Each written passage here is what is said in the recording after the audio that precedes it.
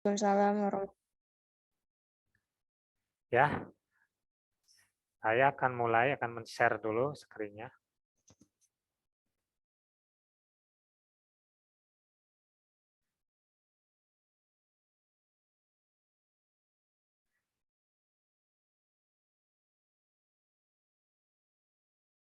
Apakah sudah terlihat? Sudah, Pak. Kemarin untuk kelas A kan sudah membahas di analisis data kategoriknya ya untuk yang korelasi ya. Untuk yang B itu agak diloncat terlebih dahulu karena kita udah masuk pertemuan keempat, yaitu regresi linier sederhana.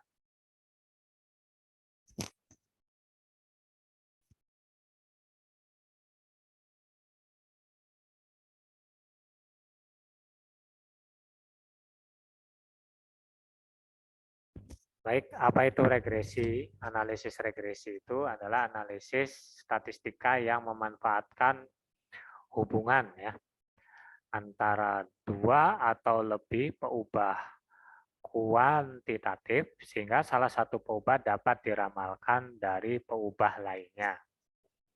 Oke, jadi kalau analisis regresi sederhana itu hanya menghubungkan dua variabel ya, yang satunya sebagai prediktor atau variabel bebas, yang satunya sebagai respon atau variabel terikat. Nah, kalau kita misalkan dua variabel itu adalah X dan Y, dengan X sebagai prediktornya atau variabel bebasnya, dan Y sebagai responnya atau variabel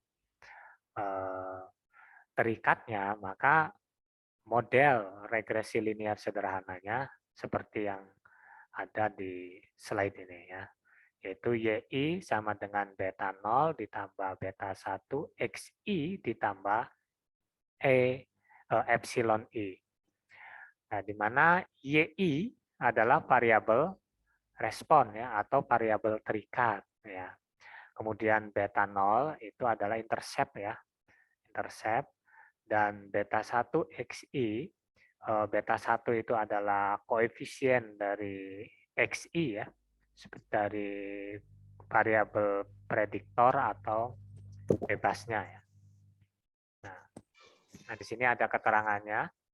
YI adalah nilai peubah tak bebas dalam artian terikat gitu kan, dalam pengamatan ke I.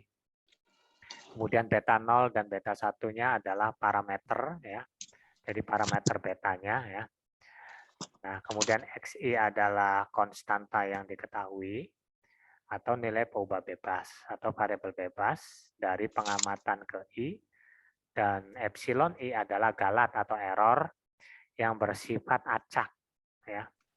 Acak ya dengan rataan E, dengan rataannya itu ekspektasi dari epsilon I itu sama dengan 0 dan ragam dari varian epsilon I-nya adalah sigma kuadrat.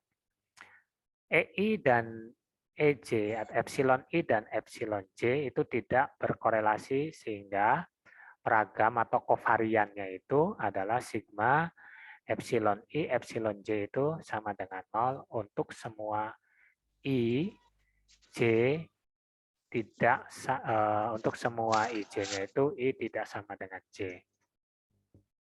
Nah, tadi siapa masih? Tolong di unmute ya. Bentar.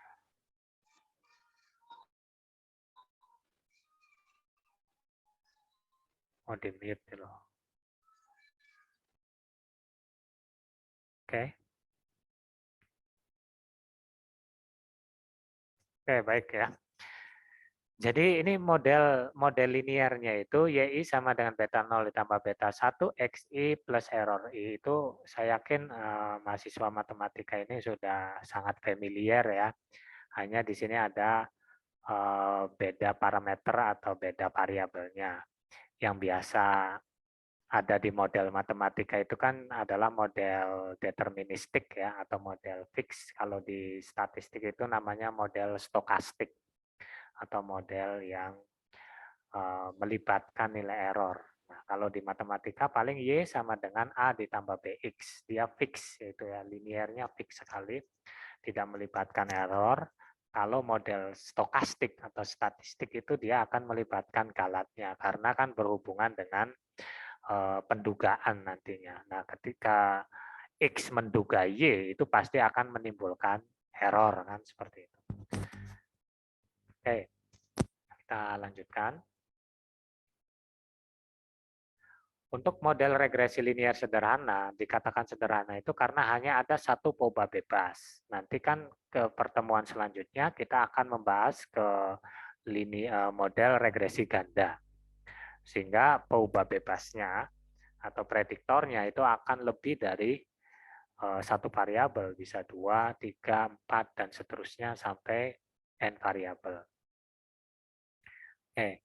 Kemudian dikatakan linear di sini linearnya dalam parameter ya, dalam hal ini adalah betanya, karena tidak ada parameter yang muncul sebagai suatu eksponen atau dikatakan dibagi oleh parameter lain. Contoh seperti ini, kalau misalnya Y sama dengan beta 0 ditambah beta 1 X kuadrat ditambah epsilon, maka modelnya itu masih dikatakan sebagai model linear. Meskipun ada variabel prediktornya itu berpangkat 2, seperti itu. Karena yang dimaksud linear dalam model regresi ini adalah linear dalam parameter. Nah, kalau misalnya ada model YI sama dengan beta 0 ditambah beta 1 kuadrat XI ditambah epsilon I, maka itu sudah masuk dalam model non-linear. Kenapa? Karena ada salah satu parameter betanya yang berpangkat 2. Atau YI sama dengan E pangkat beta 0 ditambah beta 1 XI plus EI. Itu pun bukan model linear, dia masuk ke model eksponensial. Jadi seperti itu ya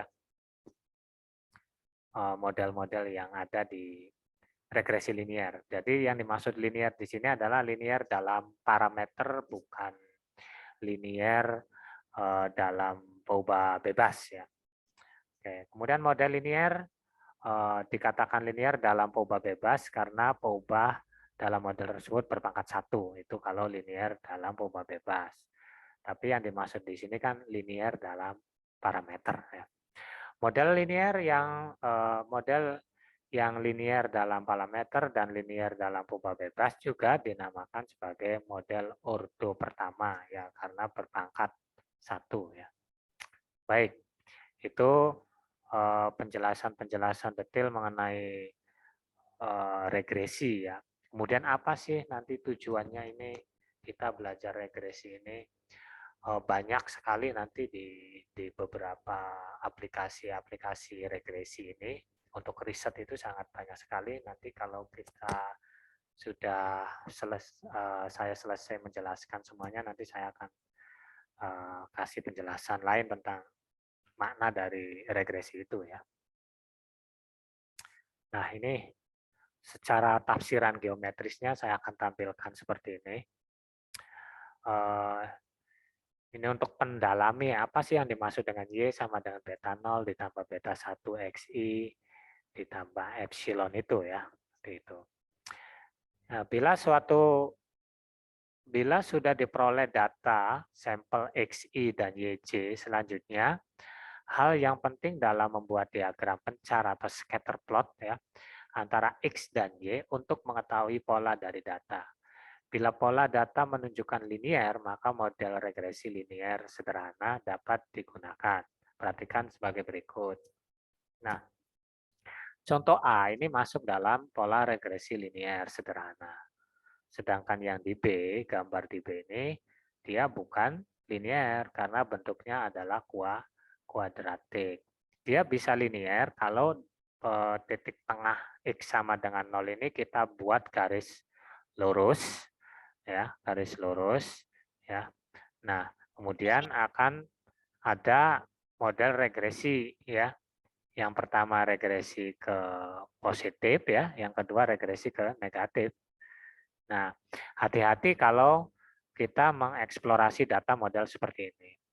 Makanya tahapan analisis itu kenapa di awal kita harus mengeksplorasi data dulu ya. Itu tujuannya untuk mengetahui tingkah laku datanya seperti apa. Kalau tingkah laku datanya seperti yang B, maka kita tidak bisa menggunakan model linier seperti Y sama dengan beta 0 ditambah beta 1 X1 plus epsilon. Itu tidak akan bisa. Karena dia modelnya non linier. Maka kita harus didekati dengan model regresi non linier atau dengan regresi yang lainnya.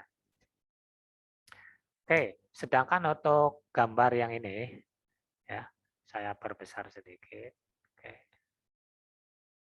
Nah, ini dugaan beta 0 itu menduga B0 itu untuk menduga beta 0 dan B1 itu untuk menduga B1 ya. Sedangkan selisih antara Y duga dan YI-nya itu disebut dengan errornya. Nah, ini seperti ini gambarnya. Titik-titik ini kan datanya ya. Nah, seperti itu. Oke. Nah, EI itu kan sisaan ke I adalah beda antara atau selisih antara nilai amatan ke I dengan nilai dugaannya atau Y barnya. Seperti itu. Y duganya ya. Kalau yang C dan D itu adalah diagram pencar untuk errornya. Kalau yang C itu errornya mengandung pola, ya. Nah, kalau yang D itu errornya acak ya, tidak berpola. Jadi kalau yang D itu sebarannya normal nantinya itu karena dia errornya acak. Kalau yang C itu kan errornya membentuk pola nih. Jadi dia tidak normal. Seperti itu kalau pendekatan apakah dia normal atau tidak. Oke.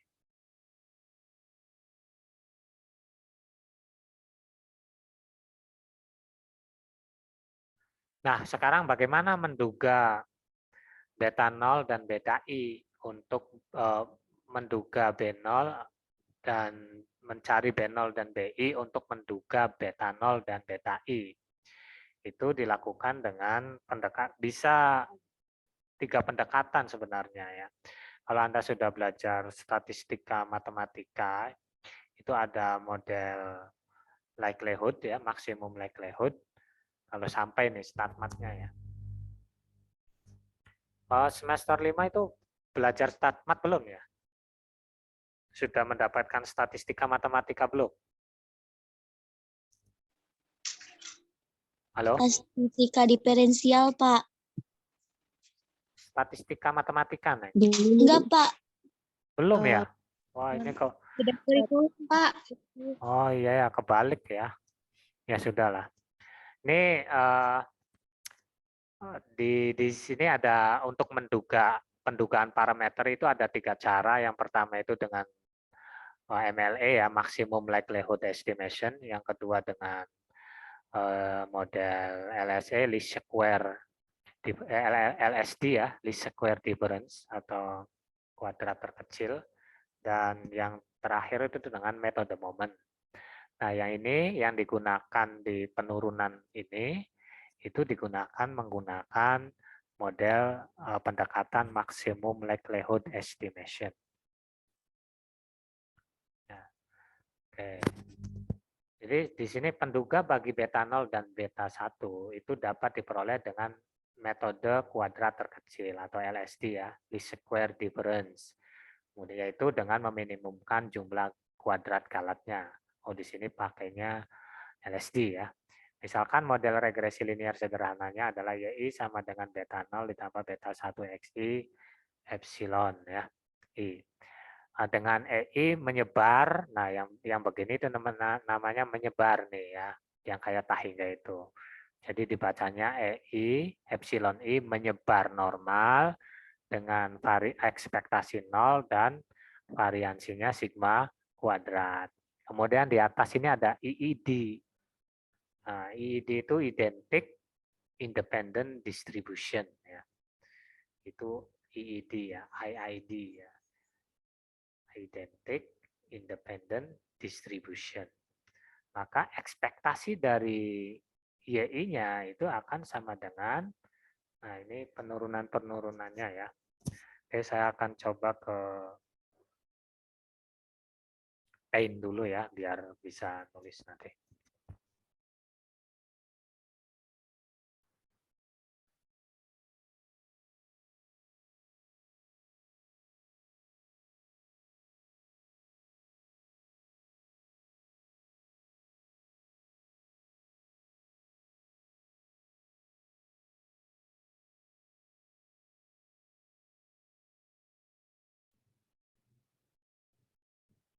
Oke, sudah terlihat? Sudah, Pak. Oke. Bentar.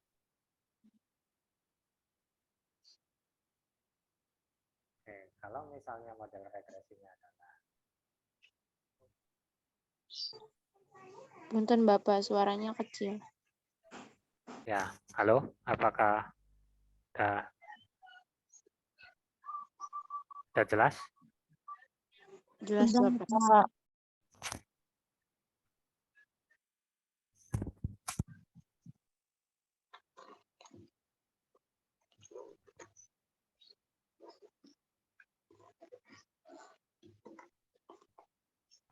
Oke, tadi kan modelnya adalah Y sama dengan beta 0 ditambah dengan beta 1 X 1 ya, plus error I1 lah ya. Nah, kan kita mau menggunakan metode LSD ya, metodenya ya. Kita menggunakan metode LSD atau yang dikenal dengan metode kuadrat terkecil. Nah, ini di sini diketahui bahwa errornya itu menyebar normal dengan ekspektasinya 0 dan simpangan bakunya sigma kuadrat. Itu kan diketahui ya. Kemudian ada di atas ini adalah di identic independent distribution ya. Oke. Nah, untuk MKT, untuk metode kuadrat terkecil, itu sebenarnya kita akan memaksimumkan atau meminimumkan ini. Nah, di sini kita akan meminimumkan jumlah kuadrat galatnya ya, atau jumlah kuadrat errornya. Jadi kuadrat errornya itu kita minimumkan ya. Oke, jumlah kuadrat errornya kita minimumkan.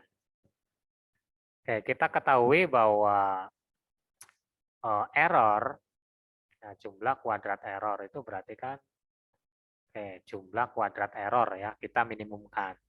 Error itu kan berarti error I itu misalkan error itu adalah Y ke I kan gitu ya. Oops, ya. Y ke I dikurangi dengan apa? Y duganya ya. Loh, kok begini?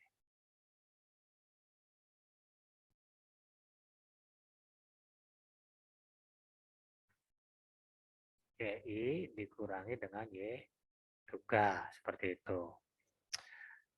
Nah, kalau metode MKT itu metode kuadrat terkecil, itu kita akan minimumkan jumlah error kuadratnya, kan gitu kan? Idenya kan seperti itu.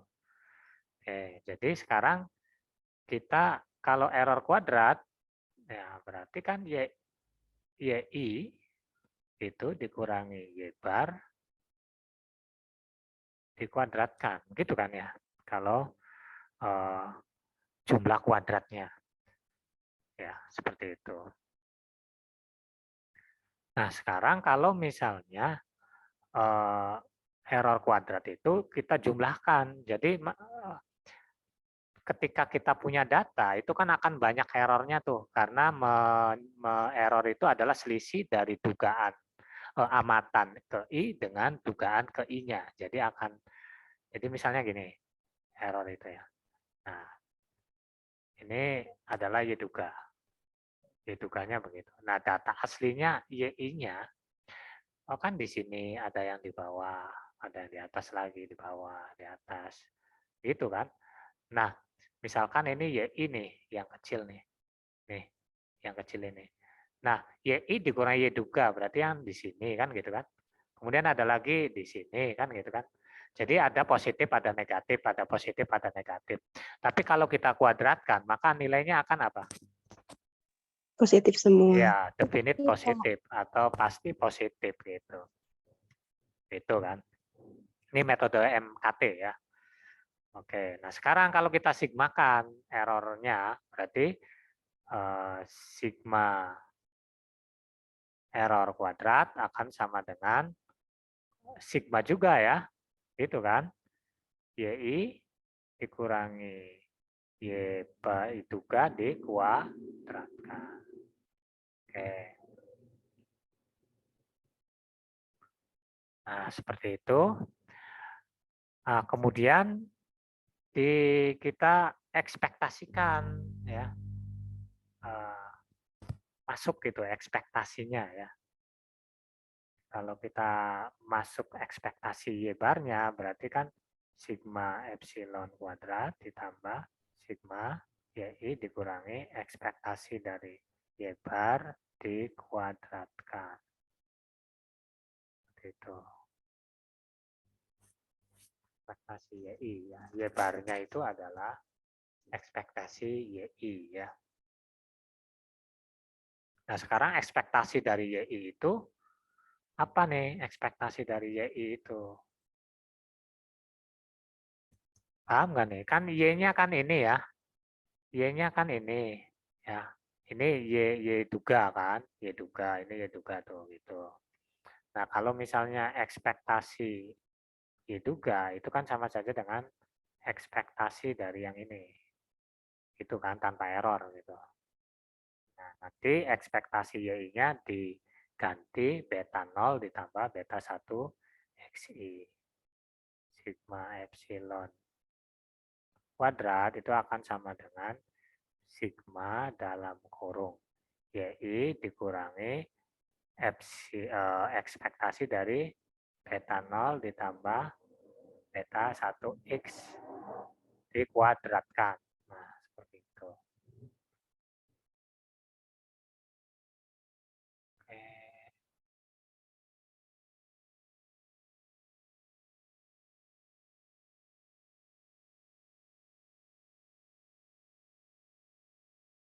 Oke, tadi kan sigma epsilon kuadrat itu akan sama dengan sigma dari YI dikurangi ekspektasi dari beta 0 ditambah beta 1X dikuadratkan, gitu kan. Oke, sampai sini bisa memahami untuk penurunan-penurunan rumusnya ini, MKT-nya ya. Oke, sekarang kita akan meminimumkan jumlah kuadrat error. Makanya di sini kan metode kuadrat terkecil. Jadi kita minimumkan errornya. Ya, berarti kalau minimum suatu persamaan akan minimum jika apa? Jika turunannya akan sama dengan 0 gitu. Nah, lagi-lagi kalkulus nih masuk nih. Ya, penurunan dari ininya ya, penurunan dari formula tadi, baik turunan parsial terhadap beta 0 maupun turunan parsial terhadap beta 1. Ya. Oke.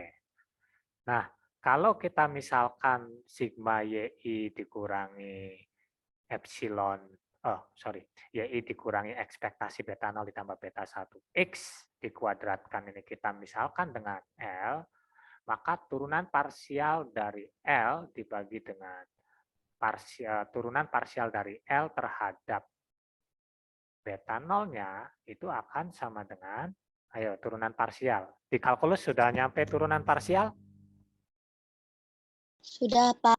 Ya, kalau saya tulis turunan parsial L terhadap parsial terhadap beta 0, itu artinya apa?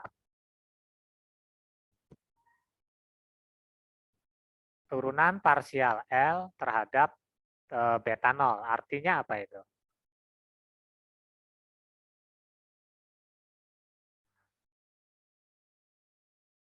Oke, artinya itu beta 0-nya yang diturunkan, ya kan? Nah, beta satunya dia konstan. Yang beta satunya tetap. Ya. Turunan parsial tuh gini misalnya nih. Y sama dengan 2XY ditambah 2X misalkan. Kalau turunan parsial Y terhadap X itu akan sama dengan apa nih? Kalau yang ini, yang matematik banget dah.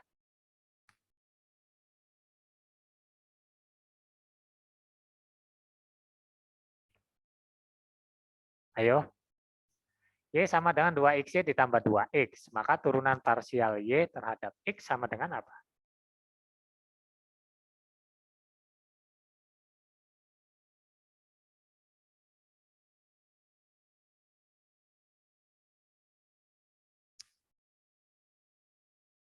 Ah, ini dipertanyakan nih kalkulusnya kalau begini nih.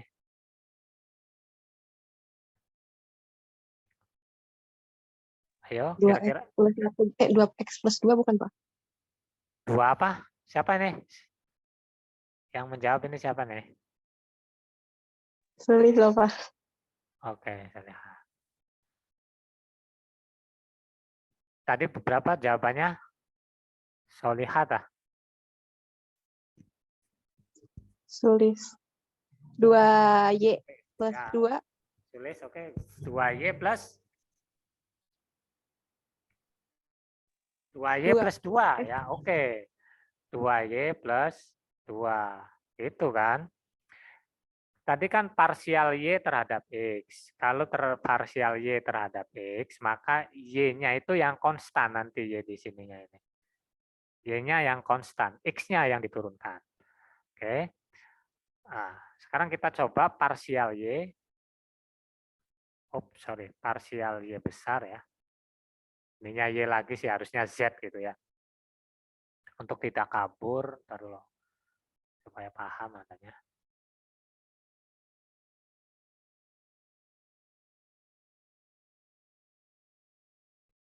Untuk tidak kabur, saya misalkan di sininya adalah Z gitu.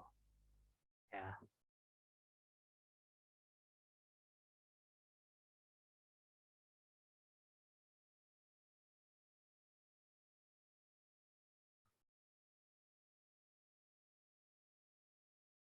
DZ per DX, berarti hasilnya 2 gitu kan.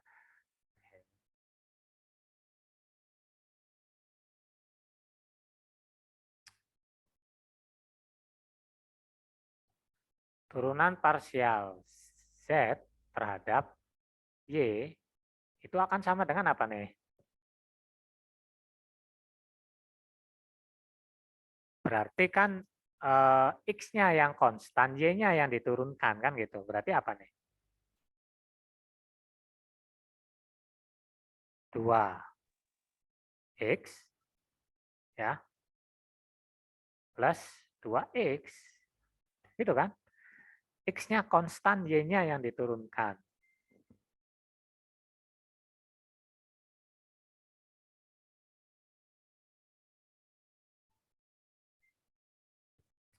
Baik, sampai sini ada pertanyaan?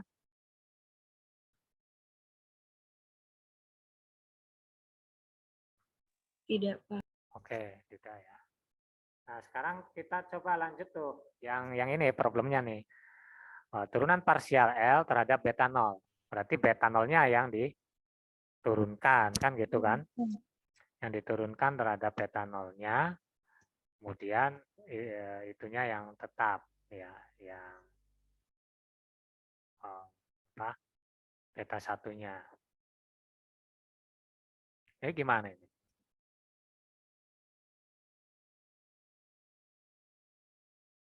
Nah, di sini kan ada duanya, berarti kan dia ke, nah di situ kan ada duanya tuh turun ya. Duanya itu turun ya.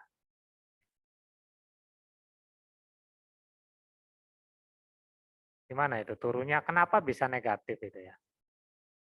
Kenapa bisa negatif 2 itu? Nah, turunnya itu kan berarti kan negatif 2 sigma YI dikurangi beta 0 ditambah beta 1 XI ya. Itu.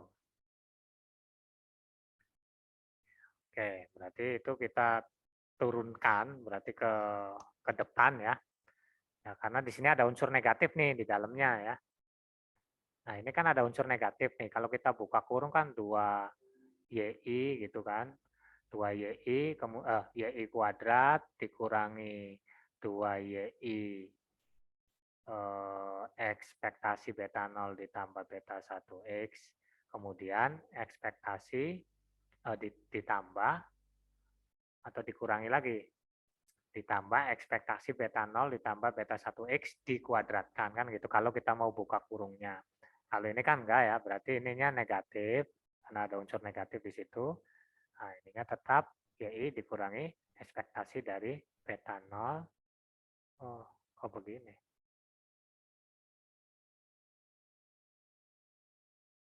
Nah, beta 0 ditambah beta 1X. Nah, itu kan akan sama dengan 0. Kemudian turunan parsial L dibagi turunan parsial beta 1-nya, ini negatif 2 sigma dari YI dikurangi ekspektasi beta 0 ditambah beta 1X1 dikali ya.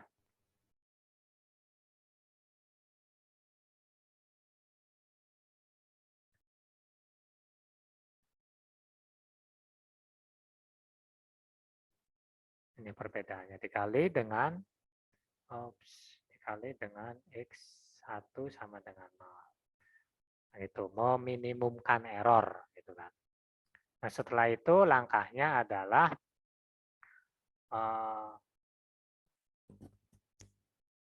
penduga bagi beta 0 adalah penduga dari beta 0 adalah B0 dan penduga dari beta 1 adalah B1 yang diperoleh dengan menyelesaikan kedua persamaan tersebut.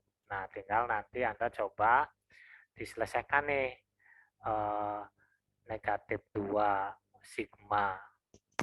Ini kan ada dua persamaan ya. Nih, ini kan ada dua persamaan nih.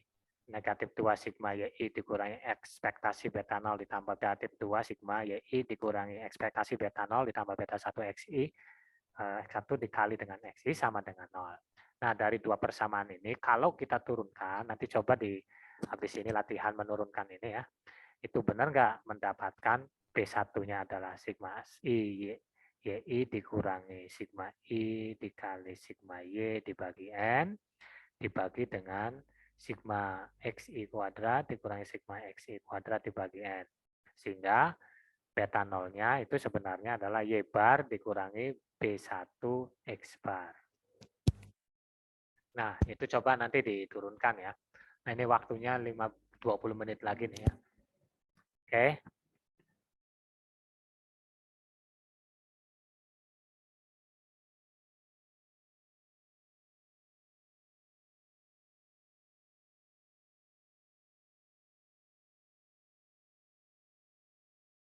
Nah, ini ya.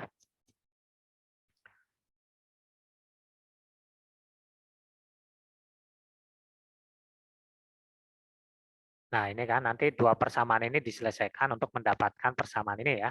Nah, nanti dicoba di rumah ya. Oke, ini makna dugaannya ya. Makna dugaan koefisien regresi. Misalkan ingin mengetahui hubungan jarak tempuh kendaraan mobil dalam kilometer.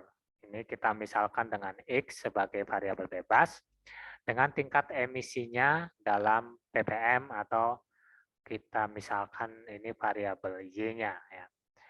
Nah, maka kita pertama adalah membuat plot datanya dulu. Plot datanya ternyata menunjukkan ada hubungan linear nih. Ya, ini makna dugaan ya. Jadi makna dugaan koefisien regresi, saya ulangi, misalkan ingin mengetahui hubungan antara jarak tempuh kendaraan mobil dalam kilometer dengan tingkat emisinya dalam ppm atau Y. Plot data ternyata menunjukkan ada hubungan linear antara X dan Y. Kemudian dicobakan model linearnya adalah YI sama dengan beta 0 ditambah beta 1XI ditambah epsilon I. Diperoleh persamaan regresi YI duga sama dengan 364 ditambah 5,47 XI. Apa makna B0 dan B1 pada konteks ini? B0 adalah 364 gitu kan. B1 adalah 5,47 kan. Nah, makna dari B1 yaitu rata-rata emisi meningkat 5,47 ppm untuk setiap kenaikan jarak tempuh kendaraan mobil, X-nya itu 1 kilometer. Seperti itu. Kemudian makna betanolnya yaitu mobil dengan jarak tempuh kendaraan 0 km, maka rata-rata tingkat emisinya dihasilkan adalah 364 ppm. Ya. B0 itu, nah nantinya B0 itu tidak akan selalu bermakna. Ya. Kadang dia tidak bermakna. Kenapa? Karena X-nya itu kan dia ditiadakan. Seperti itu. Nah ini contoh makna dugaannya. Oke, jadi apa nih perbedaannya antara korelasi dengan regresi? Ayo coba.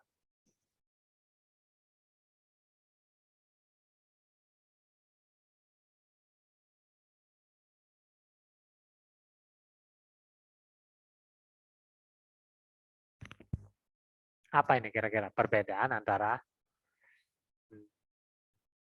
korelasi dan regresi?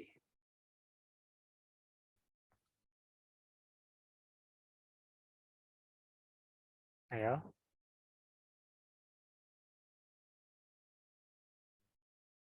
Kemarin itu sudah saya jelaskan sebenarnya ya.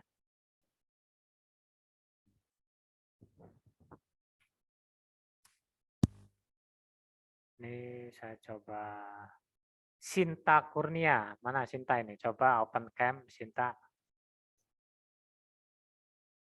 Oke Sinta. Apa nih kira-kira nih perbedaannya nih? Kan sudah belajar korelasi dan sekarang belajar regresi. Apa kira-kira Sinta? Perbedaan korelasi dengan regresi. Sederhana.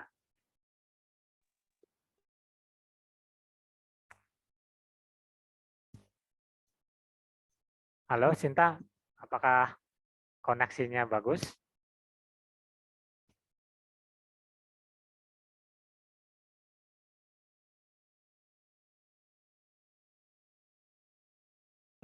Kayak memprediksi gitu hubungan jarak memprediksi seberapa jauh hubungan itu tuh terkait gitu Pak.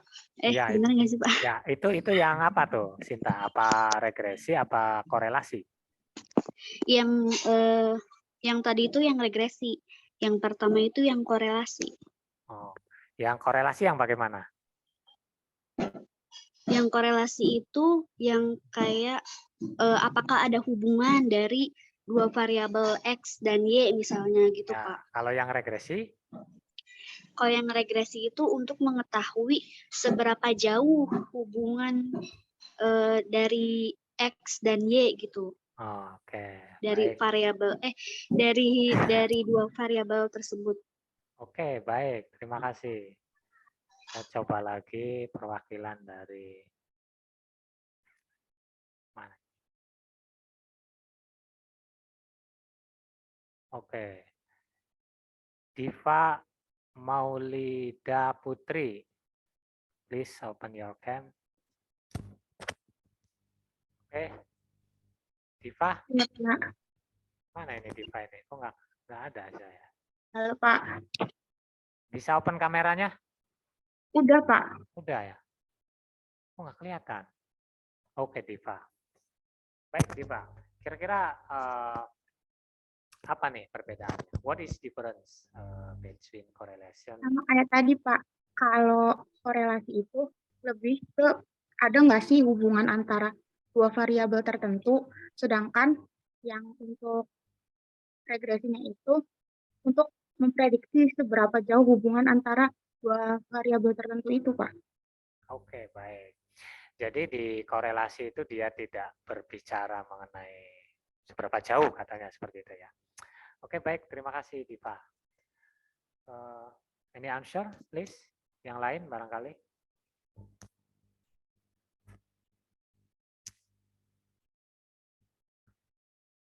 Oke, jadi kalau kita gambarkan secara skematis ya, secara skema, kalau korelasi itu menghubungkan dua arah ya. Hubungannya dua arah gitu loh. Ya, misalkan variabel X dan variabel Y, hubungannya itu bolak-balik. Itu kalau korelasi. Ya.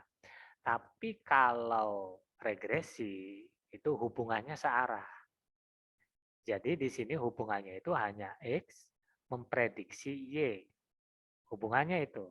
Tapi tidak bisa sebaliknya Y memprediksi X. Itu tidak bisa.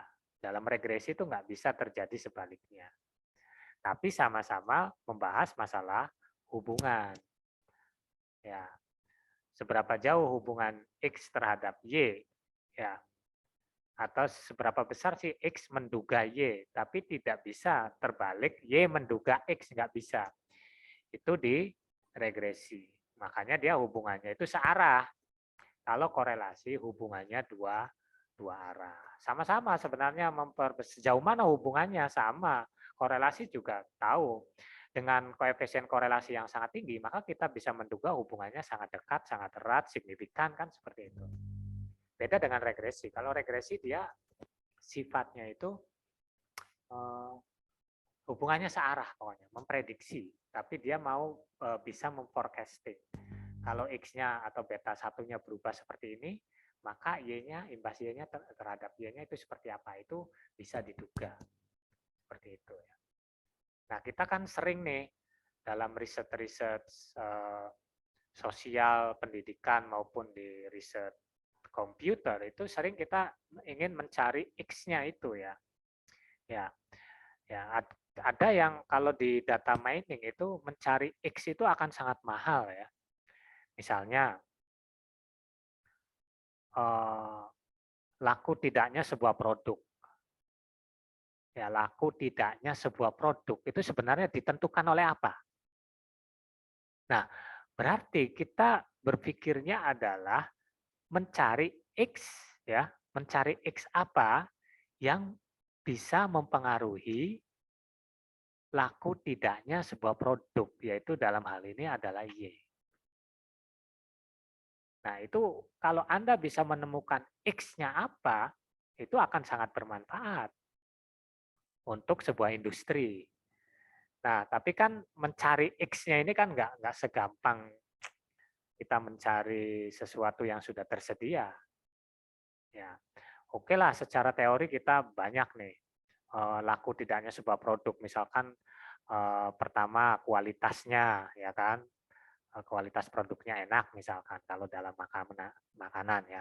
Kemudian ada lagi strategi pemasarannya bagus sehingga mempengaruhi produknya cepat laku, kan seperti itu.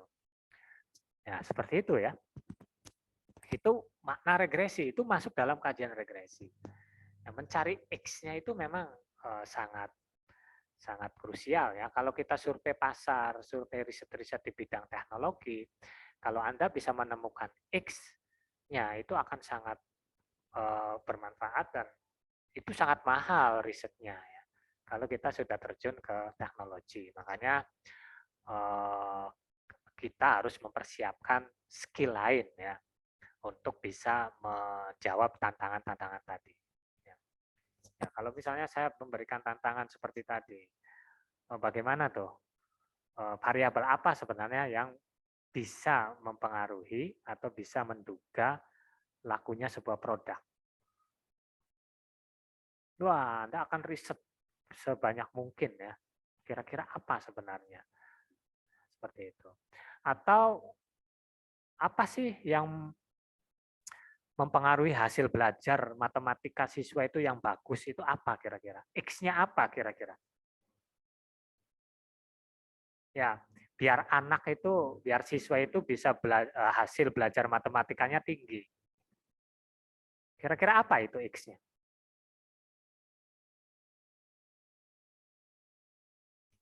Metode belajar. Metodenya mungkin. Oke, metodenya. Terus apa lagi? Model pembelajaran. Model pembelajarannya misalnya. Terus apa lagi? Media pembelajarannya, Pak. Media pembelajarannya misalnya. Oke, terus nah akan banyak X di situ ya.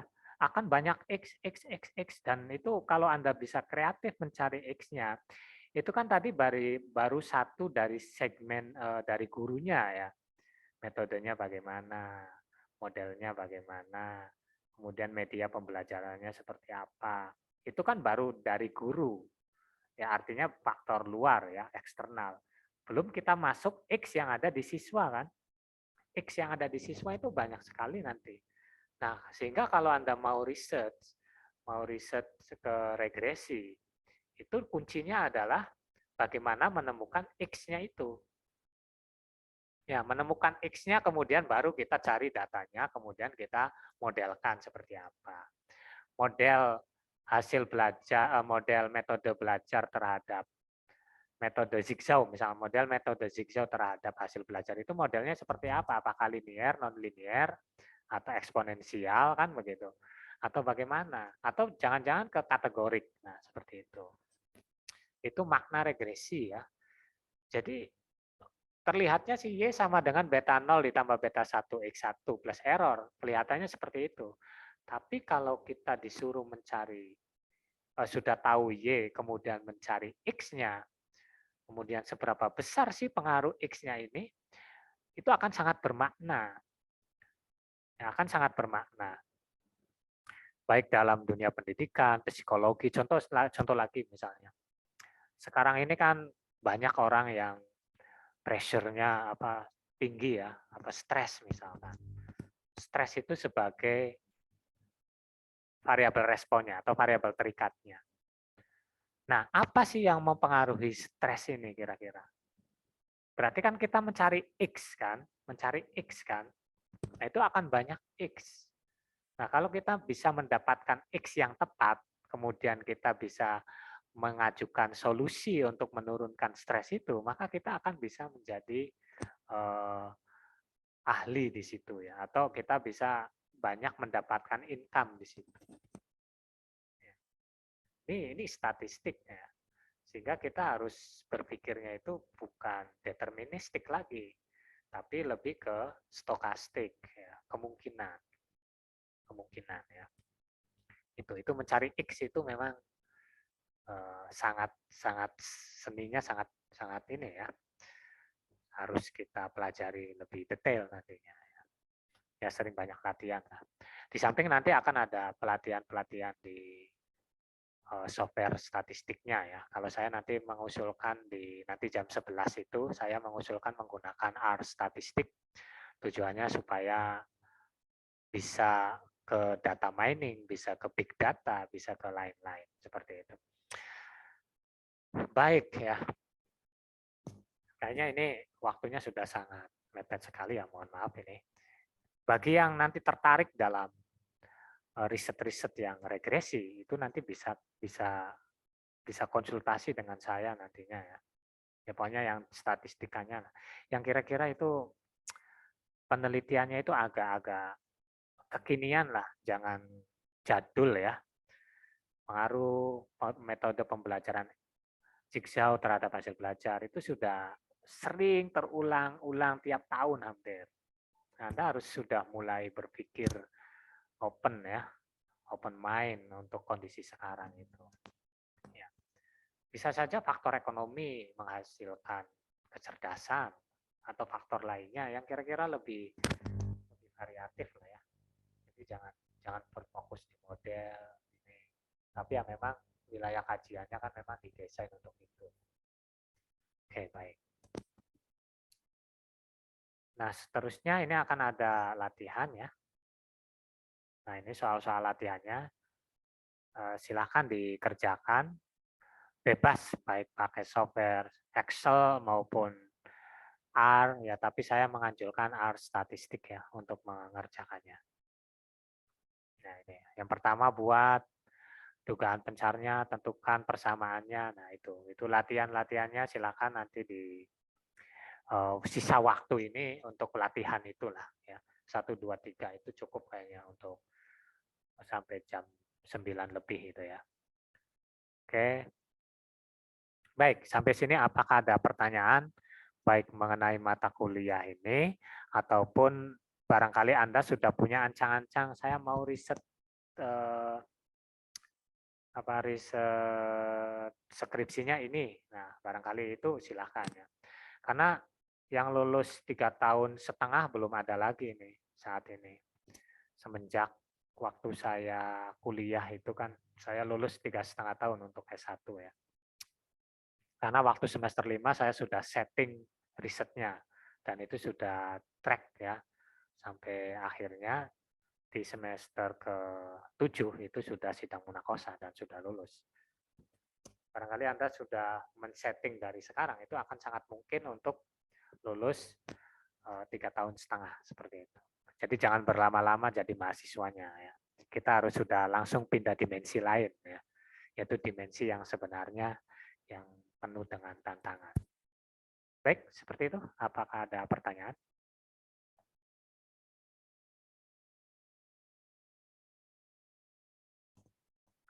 Baik, kalau tidak ada pertanyaan, tolong PC untuk di absensi hari ini. Kalau saya cek di kehadiran itu ada 45 mahasiswa. Saya belum petakan ini untuk yang A berapa, yang B berapa. Silakan, ini sangat jelas sekali ya. Untuk PC apakah hadir semua di sini? PCA ada? Hadir Bapak. Oke. PCB ada? Hadir, Pak. Oke, silakan di screenshot saja di situnya. Kemudian saya kan sudah ini kan menyeting ya untuk upload di Smart Kampusnya ya. PCA, PJB, atau ada yang belum saya setting? Sudah Bapak, sudah di Ya. Oke, Sudah. silakan di itu kan di screenshot yang A berapa orang, yang B berapa orang. Kemudian nanti silakan di-upload di di Smart Campus ya. Untuk yang B karena lost satu pertemuan nanti dikosongin tanggalnya ya. Sesuai Smart Campus. Contoh misalkan tanggal 7 September itu pertemuan, kemudian tanggal 4 perkuliahan pertama ya dan kontrak perkuliahan. Kemudian tanggal 14 misalkan korelasi. Kemudian tanggal 14 tambah tanggal 21 berarti analisis data kategorik dikosongkan dulu. Kemudian masuk ke tanggal 28 ya. Itu tentang analisis regresi. Nah, nanti diisinya untuk besok ya. Kan kita belum tahu nih siapa yang hadir, siapa yang tidak hadirnya untuk besok. Kalau untuk besok yang A mungkin sudah selesai ya, karena sudah pertemuannya sudah terpenuhi. Yang B saya masih punya utang untuk menjelaskan tentang analisis data kategorik. Seperti itu? Bisa dipahami? Bisa, Pak. Oke, baik. Untuk saat ini, mohon maaf. Bapak. Ya, silakan. Izin. Untuk yang kelas A berarti absen di Smart Kampusnya tanggal hari ini, Pak? Ya, Atau hari ini siapa yang masuk, tapi untuk uploadnya itu kan disesuaikan dengan jadwal di Smart Kampus. Kalau di kelas A kan sudah 3 kali pertemuan ya. Pertemuan pertama itu tentang kontrak perkuliahan, kemudian yang kedua adalah korelasi, yang ketiga adalah korelasi data kategorik, dan sekarang yang keempat yaitu analisis regresi sederhana. Seperti itu. Oke, Pak. Oke, baik. Ada lagi pertanyaan barangkali?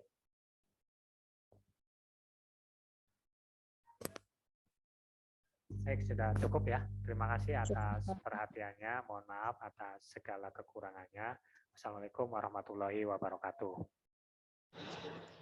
Waalaikumsalam warahmatullahi wabarakatuh.